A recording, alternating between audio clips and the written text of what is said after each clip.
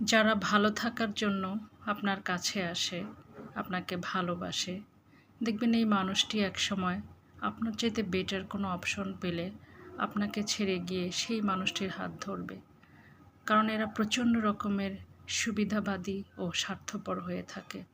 কোথায় তাদের স্বার্থ আছে সেটি নিয়ে সবসময় চিন্তা করে এবং ব্যস্ত থাকে। এরা না পারে কাউকে সুখী করতে, না পারে নিজে সুখী হতে। কাউকে ভালোবাসতে পারে না মন থেকে। এ ডালে ঘুরবে, ও ডালে ঘুরবে, কিন্তু মন থেকে কাউকে ভালোবাসতে পারবে না। কারণ এরা সুবিধাবাদী, যেখানে স্বার্থ দেখবে সেখানেই যাবে। তাই আপনি যদি এ ধরনের কোনো রিলেশনশিপে থাকেন, তাহলে অতি সত্বর নিজেকে বের করে নিয়ে আসুন, যদি মানসিকভাবে স্বস্তি এবং শান্তিতে থাকতে চান। না হলে আপনি মানসিক রোগীতে পরিণত হবেন।